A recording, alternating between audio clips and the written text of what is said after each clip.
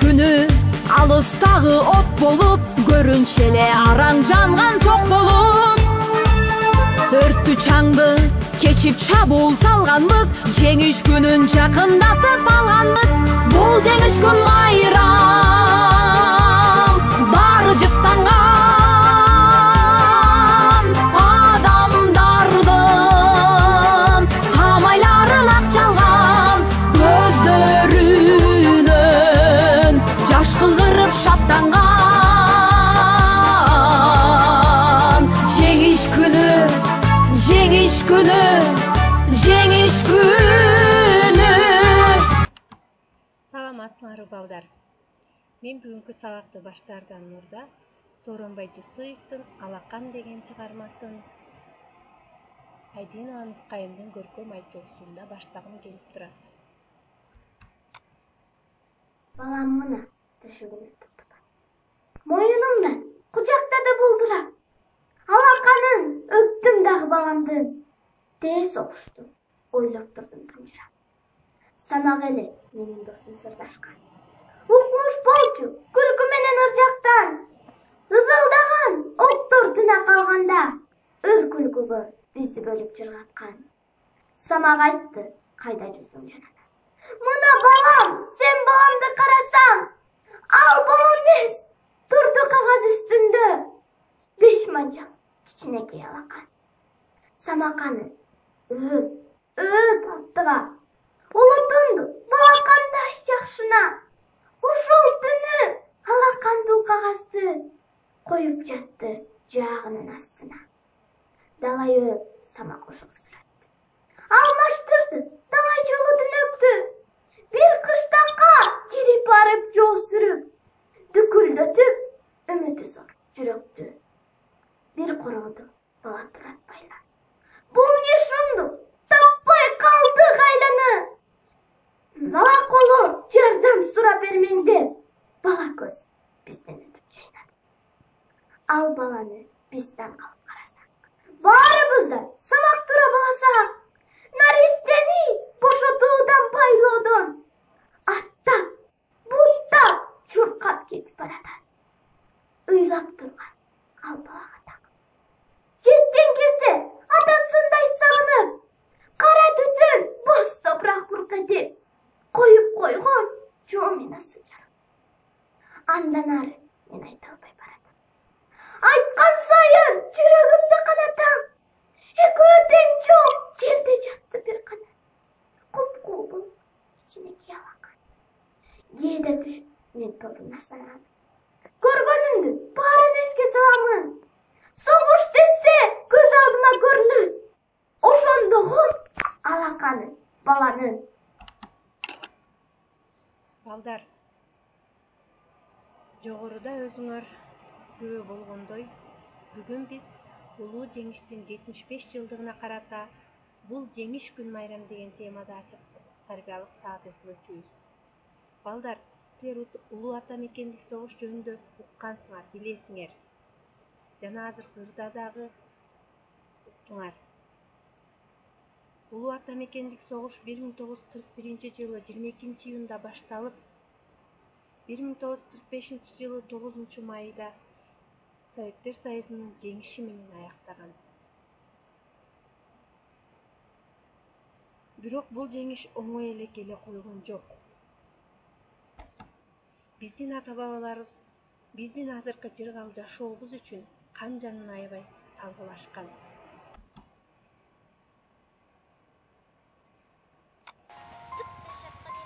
Düşman gelip kol saldı, SSR'din yerinde kanlı soğuş başlandı. Öz baldarın göz yaş menen ölümgö uzatıştı. Ыйлап сыздап энелер, курман болду, батыр болду нечектер, жашасын деп бизди ушул өмүргө. Soğuşqa апалар да барышкан, өмүрлөрүн көбөкөйгө салышкан. Жолбош жүрөк жоккерлердин жараттарын таанышкан. Танк алдына тайманбастан барышты, эл жер үчүн душман менен атышты. Эч тайманбас биздин батыр аталар элибизге жеңиш менен кайтышты. Улуу ата мекендик согушка Кыргызстандан 360 миңдей адам катышкан. Алардын 150 миңдейи орден жана медалдар менен сыйланышкан. 29 адам Даңк орденинин ээси, 73 жоокер Советтер Союзунун баатыры болгон. 90 миңден ашык кыргызстандык курман болгон. Балдар, биз бүгүнкү сабагыбызга Тосор Жалпы Орто Билим Берүү Мектебинин тарых мугалими Койчуман Кычан агайды да чакырганбыз. Анда Кычан агайдан дагы маалыматтарды угалы.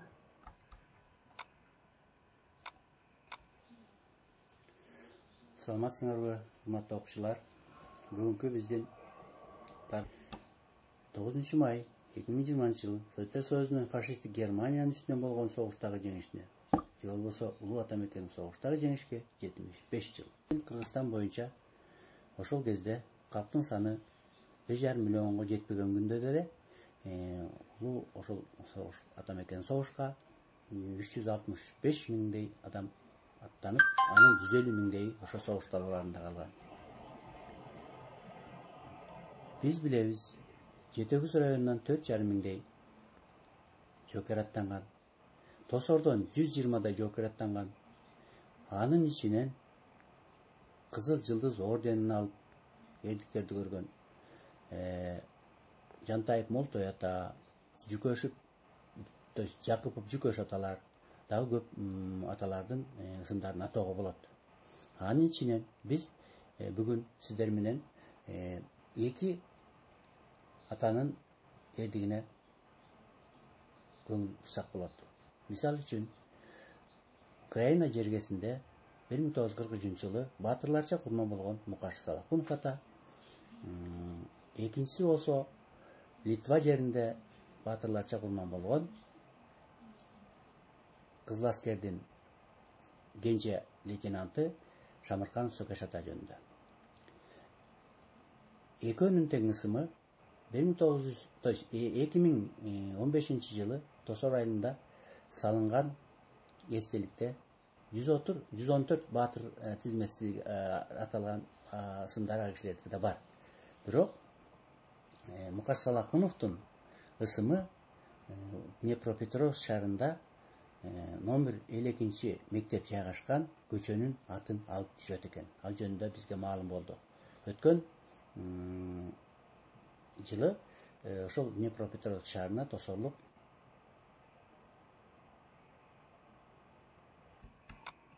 эң өкүнүчтүүсү Муратжан атабыздын 5 уулунун 5-синен Шапак, Абайылда, Боогачы, Таттыкожо, ал эми Календер, ошо Мукаш Салакуновдун атасы.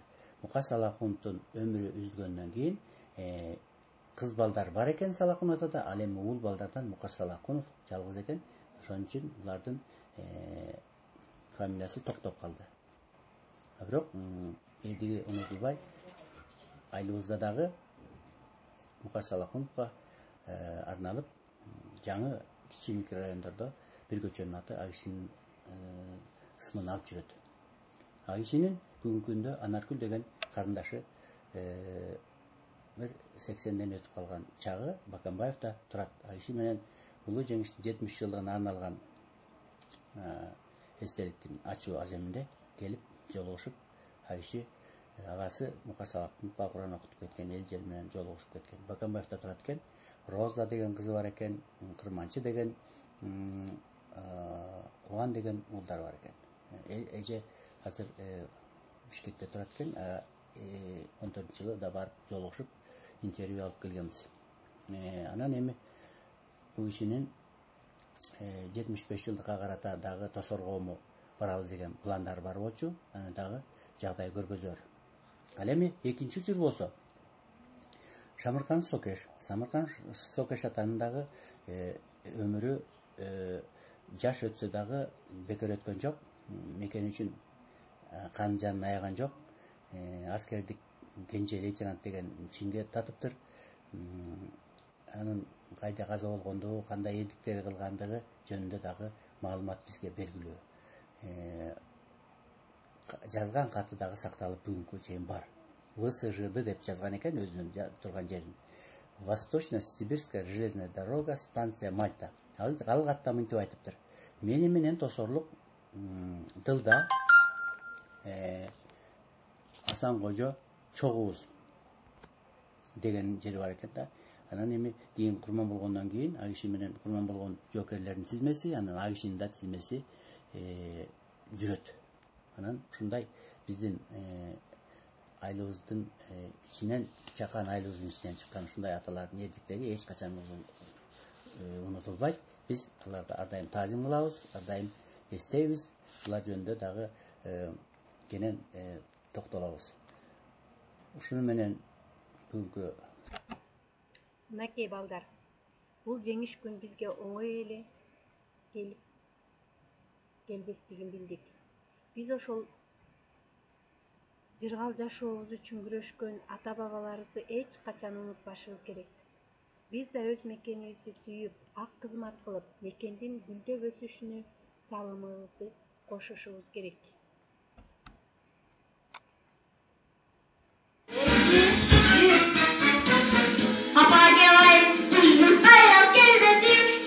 Geçip curkandım meydedi Evropa'nın canını geçip varımız Çekiş günün yakındatıp ağlamız Bu ne düşkün bayram Darıcıktaman Adamlarının savaşlarını aktaman Gözlerine Coşkunu satsalar Cengiş günü Cengiş günü Cengiş günü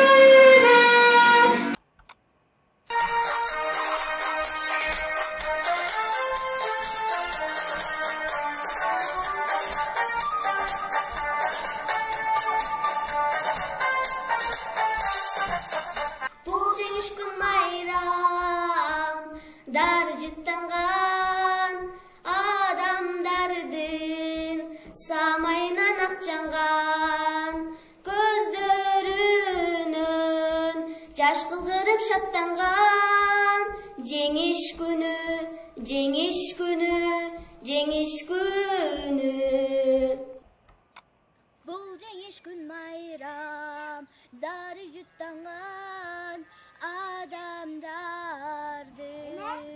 Samayların akçılgan gözlörünün Jaş kılgırıp şattangan Cengiş günü, cengiş günü, cengiş günü Bu cengiş gün bayram darjıttangan adamdardın Samaların akçalgan gözlörünün Jaş kılgırıp şattangan Cengiş günüm, cengiş günüm, cengiş günüm